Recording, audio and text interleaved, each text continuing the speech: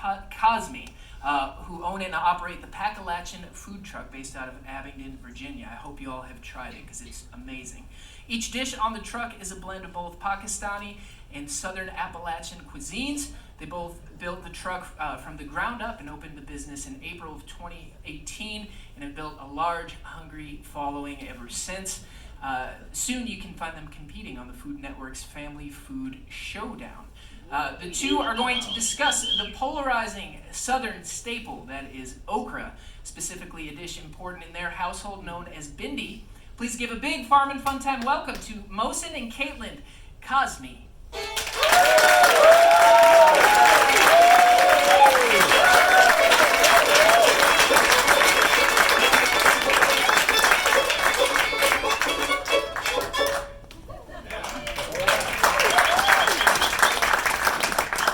Hi there, how's it going? Thanks for having us. My name's Mohsin. And I'm Katlin. How is everybody? We're happy to be here with you tonight to talk about an okra recipe. That's right, okra. It's probably the same fruit that you had a love-hate relationship with as a kid. You find yourself enjoying something fried, then they tell you it was okra, and you probably spit it out. Or maybe that was just me. When Mohsin and I were thinking about a dish to talk about tonight, we couldn't help but choose this one. It is the combination of tradition and taste that makes this fruit speak to us. I am the Alachian side of the Pakalachian. I grew up just over the mountain in Russell County. My family has gardened since I can remember. I grew up smelling the seeds growing in the spring. After we planted everything, I would walk barefoot in the dirt almost every single day of summer. What was I doing? Checking the progress, flicking the blooms, right? I was doing all of those things that we do in the summer, peeking around the big leaves to find the squash. She still walks barefoot. That's very true. This recipe begins where so many Southwest Virginia okra recipes stop, by frying the okra.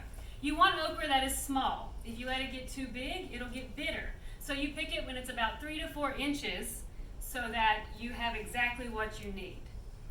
In a mix of cornmeal and flour with ample salt and pepper in perfectly heated oil on the big eye of the stove. My mom was very specific about that. You go with the big eye on the stove. You want to fry the okra until it's golden brown and crunchy, and then set it aside. Frying the okra is the first step to this Pakalachian Bhindi. Yes, I said Bhindi. What is Bhindi, Mohsin? Sure. Here's where things get interesting. Bhindi is simply just means okra in Urdu, the language my parents sometimes spoke at home. On the food truck, we seek to include facets of both of our cultures in each and every dish. Basically, Pakistani plus Appalachian equals Pakalachian. I am the Pak side to the Pakalachian. I too grew up eating okra, but never fried. Let me explain a little bit about my childhood that is absurdly similar to the one that Katlin just described.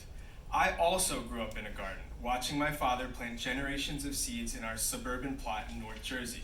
My parents immigrated to the United States. I know, I'm here now though. My parents immigrated to the United States from Pakistan in their 20s. And what I didn't realize is that many of their plants that they grew were from their home country of Pakistan, specifically the state of Punjab, a place that prides itself on the rich agricultural heritage that they have. They prepare meals like sarson ki saag, which is pureed mustard greens, and they really like it. It goes best with makki ki roti, which is cornbread that they make by hand and bake. All of these things that are coming from two different agricultural societies that might have more in common than we might think.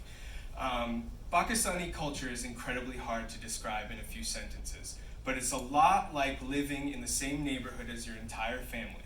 Each day is planned around the mealtime, and the smell of garlic and onions puts a stop to any argument or gossip that may have occurred during that day. And you definitely need a shower, for sure. Food brings us together, and hard work ensures that everyone is tired enough to fall asleep at the end of the day. For two cultures that pride themselves on their work ethic, you have to know that a good hearty meal gets you through every day. To both of us, a meal starts with seeds and finishes with recipes that have been handed down generation to generation. I finally remember harvesting fresh tomatoes, tender okra, and aromatic onions for my mother to prepare a Bhindi masala that's worth talking about on a radio show. A masala is a mixture of vegetables and spices that come together to create the vibrant flavors of many South Asian dishes. Every good masala starts with oil in a pan, throwing onions and listening to them sizzle. That sound kind of signals to your brain that you need to start making room in your stomach because food's on the way. After the onions start to blacken, you throw in fresh garlic. Cooking this mixture to the right consistency is the most important part. Our general rule is to cook the onions and garlic until people in the other room stop talking and start asking if it's time to eat. It's at that very moment that you add the spices that you ground in a mortar and pestle right before. Spices such as coriander, turmeric, garam masala, amchur, mixing them around in that pan until they bloom. With haste, because it's time for tomatoes. Preferably tomatoes that have a cool name like Mr. Stripey or Cherokee Purple, because those are the ones that are going to have the flavors that you can pass down. And you're ready for your final step after this. You start to realize it because people are going to be running towards the table with their elbows, elbowing for the spoon and the fork to start eating. Caitlin, get us through this after that. Quite simply, the third and final part of this is taking that fried okra from the first, mixing it with the masala, and cooking it just enough to combine the two without making the okra soggy. We believe good heirloom recipes go beyond the skillet. It starts in the soil, in the seeds, right? It starts when you first pick the vegetable from the vine. Quality, deliberate ingredients are the first steps to making any dish next level. It takes real patience. We actually used home canned tomatoes in the first recipe for this dish, as well as heirloom okra that was grown from seeds that were gifted to us by our grandparents. Canning is a part of life in this area. A hot kitchen in a mess is just the way it goes. The process that began out of necessity for this region turns out to be one of the biggest contributors to Southwest Virginia's comfort food reputation. Of course, you don't have to use ingredients that you home can, but it really changes the essence of the dish. It makes it real. It gives it that taste of home, that taste that's really hard to duplicate. The process is equally important to create the final product. It is easy to mess okra up and make it slimy, so this recipe comes with specific notes on the side of the page.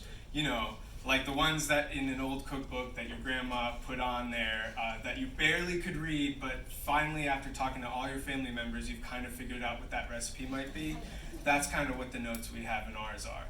We've tweaked and changed the heirloom recipes and handed them down to each of our down from each of our families to produce this blend of crunchy, savory, of fresh, of pop. You know that sound you get right when you bite through the rest of the okra? Okra is Bhindi. Bhindi is okra. People are people. And we're the Pakalachian. Mohsin